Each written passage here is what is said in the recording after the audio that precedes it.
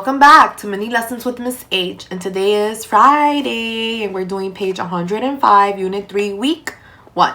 So today we're going to do comprehension, author's purpose, and fluency. Yay! We already learned about author's purpose in class, remember? So cool. So now let's read the first directions.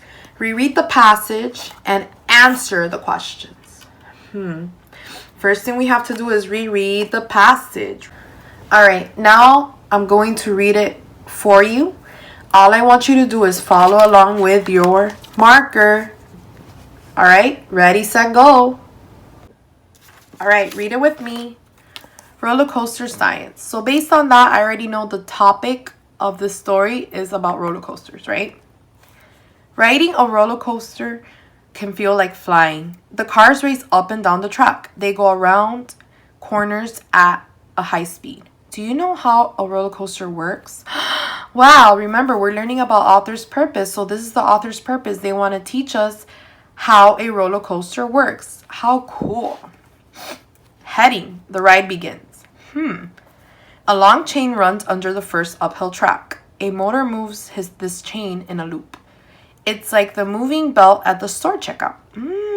Remember when you go to Walmart or Presidente Supermarket and your parents buy food and they put it on the little black thing or gray thing that goes to the cash register lady, and then she picks it up and the belt moves? That's what that means.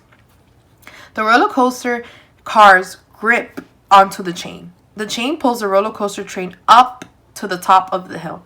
So this section of this heading is about how it's explaining to us how a roller coaster starts, how it goes up. So what's pulling it up? Yes, a chain with a motor. Very important, all right? Moving along the track, heading. The train reaches the top of the hill. The chain is unhooked. Gravity, bold word, takes the train down the track. Gravity is a force that pulls objects toward the center of the earth. So this is explaining to us the middle part of a roller coaster, right?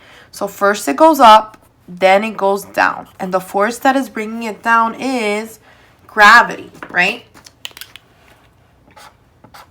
Is what's taking it down the track. That's what's pushing it towards the bottom. All right? Let's go to the back. Wow, what a cool diagram. Look at this diagram. It's showing us the tracks. Look at the label. The cars, the happy people. And then gravity is moving the cars down the hill, right? As the train moves down the track, it speeds up. Oh, that means it gets faster. It goes faster and faster. This speed helps move the train up the next hill. Then it happens again, over and over. So gravity is what makes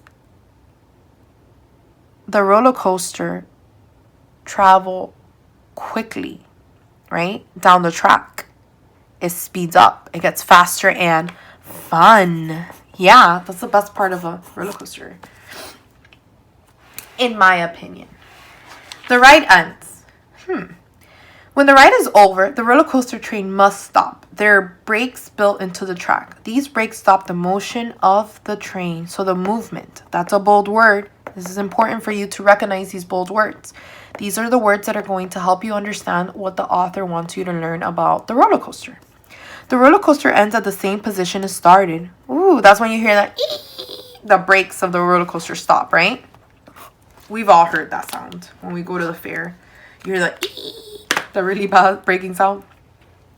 That is the science of a roller coaster. Think about these forces the next time you take a ride. So this is the author's purpose again. They want you to learn about how a roller coaster works. So think about this.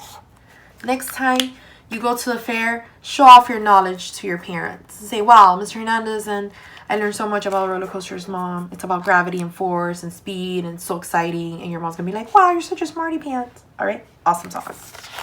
So now it's time to review. Yay! So now Mr. Hernandez wants to talk about the text features that we learned here. We're going to highlight them. First one's the title.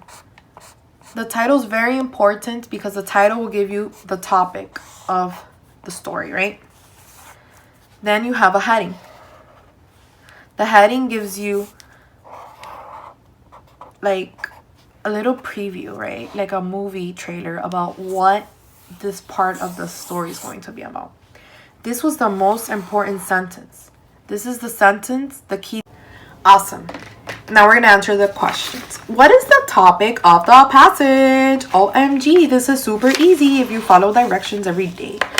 First thing we do is steal from the question. Well, no, I'm sorry. I'm getting ahead of myself. I'm too excited. First, we dissect the questions, and then we look for text evidence to support our answer. Dissect the questions means we're going to identify and underline keywords, and we're going to decide if it's explicit. That means you can find the answer in the text, or implicit, that we have to create an inference or draw a conclusion. Based on the genre, I predict we're going to have explicit type of questions, right? That means that the answer is going to be in the text evidence. So all we have to do is dissect and find the answer and copy it in there, all right? That means it's concrete evidence. Let me zoom out. All right, what is the topic of the passage? What? That's a key detail. Topic, mainly about. And passage is another way to say text.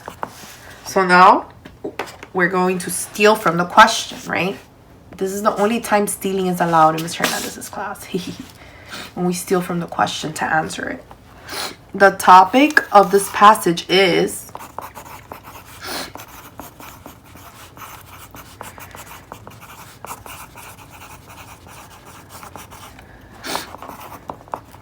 think.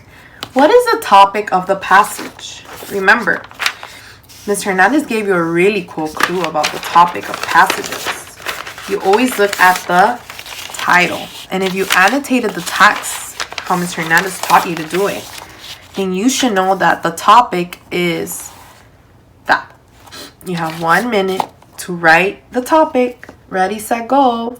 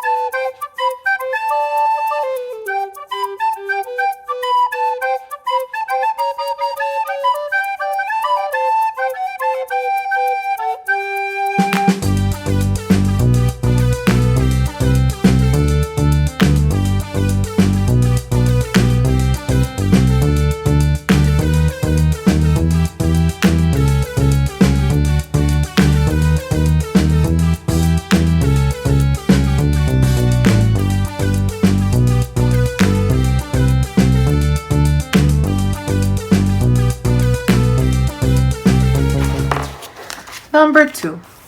What is one fact the author includes about the topic? What? They want a key detail. A fact means it's true. The author is the writer. Includes, adds, about, what's the topic? Roller coasters. So think. Let's steal from the question now. One fact the author includes about the topic is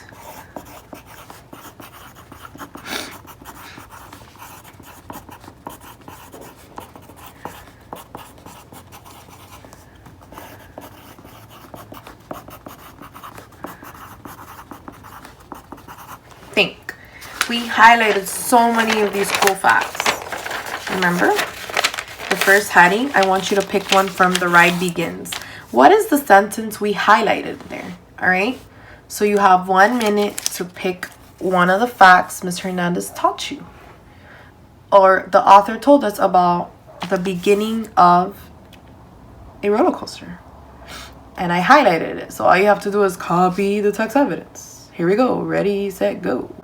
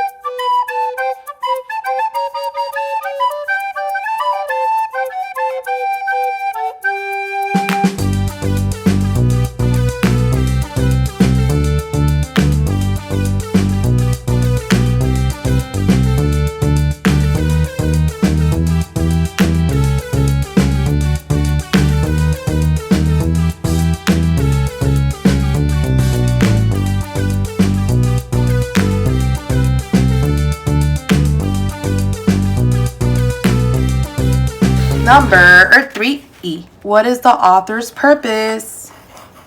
Oh my gosh, so many key details. Author's purpose, writer's intent. We have to learn that big word. Intent means what's the point? Like, seriously, who cares, right? No, we need to care. What's the point of writing this passage? So here, let's steal from the question. The author's purpose for writing this passage is...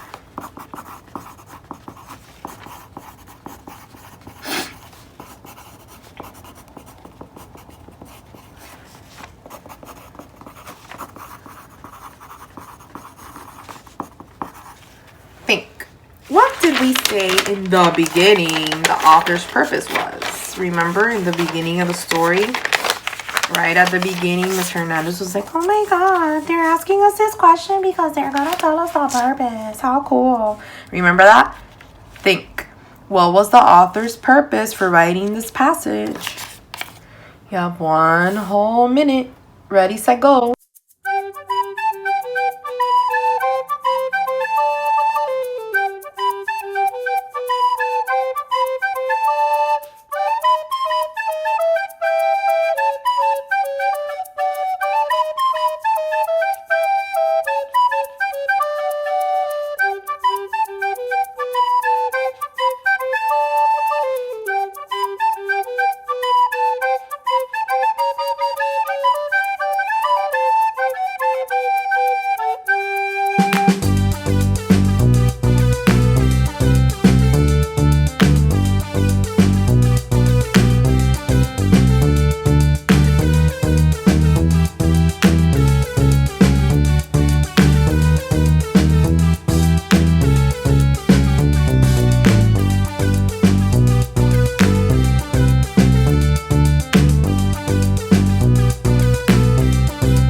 All right, now you know what time it is. Can you beat the timer? Ms. Hernandez is going to give you 1 minute to read the story your first time.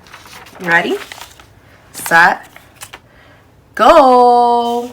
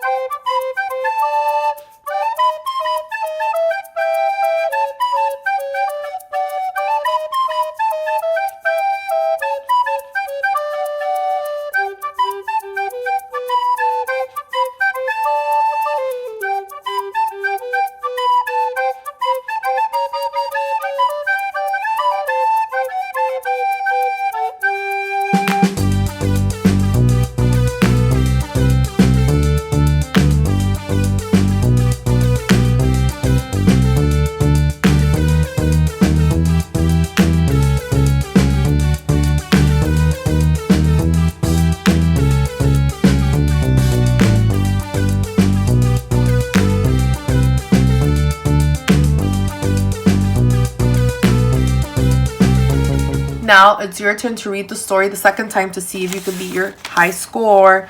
Remember, all I want you to focus on is on the words read. All right?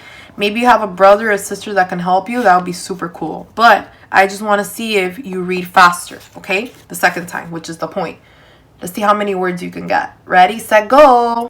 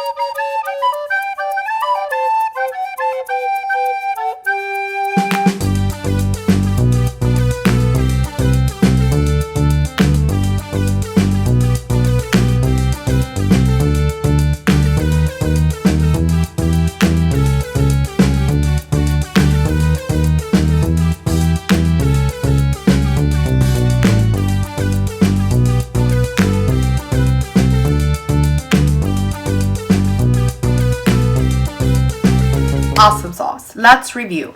So, when you do the spade strategy, you see how quick and painless it is to answer the questions.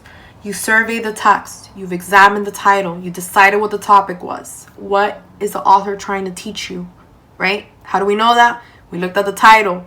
We determined the genre, right? We wrote a prediction. We talked about roller coaster science. Your prediction should be based on what you survey in the text. Don't make up a prediction up talking about, oh, I went to the fair one day and that's the story. It's about me throwing up on the roller coaster. No, you have to stay on task, okay? That's a funny prediction, but that's not adequate. That doesn't stay on task. You have to stay on task all the time. You have to annotate the text. Remember, we did that. We circled the stuff, the key details. We looked at the text features. We labeled the text features. That's my expectation.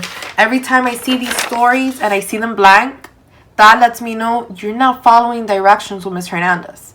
All right? I know how to do this, okay? I've already accomplished this. I've already passed to the 3rd grade. I know how to circle, annotate, highlight. You know that. I do it because I want you to learn. I want you to become an independent student. Because when you go to the 3rd grade and you're sitting down taking that FSA, 2 days you have to take that FSA test. Okay? You're going to say, wow, I should have paid attention. I should have copied everything Ms. Hernandez said. Now I'm freaking out. It's going to be too late by then. Okay? I have given you all the tools you need to succeed. Annotating the text is probably the most important thing you can do in the story. Because once you do the hard work, this is the heavy building, right? Let's say you're building a house. You want a big house or a little house? You want a big house. Hello. You want a pool. You want an arcade. You want theater room. You want all that cool stuff. You're going to annotate the text. You're going to do all the hard work. For annotating the text, you got to dissect the questions. Once you dissect the questions, you start understanding, wow, this is what I got to answer, right? It's easy. I already did the hard work. All I got to do is remember, where did I annotate? What key detail did I circle? What did I underline? What prediction did I make? Once you do this, this goes hand in hand. And then this baby, evidence. Whew, all evidence does is make sure you've annotated the text. Okay? If you don't take Wednesday and Thursday seriously with Ms. Hernandez, I could see it on the reading test. You get 1 out of 5. 2 out of 10. Okay? That hurts my feelings. All right? And I know your parents are not proud of you when you do that because you didn't take the time. Ms. Hernandez gives you 10 minutes to read each story. There's no excuse for you not to be able to annotate some part of the text, right? We haven't given up on you. There's no reason you should give up on us, your parents and your teacher and your community and Dr. Riaz and Dr. G and everybody in the world, all right? So hit that subscribe button to stay up to date with the latest homework vids. And until then, see you next time. Bye!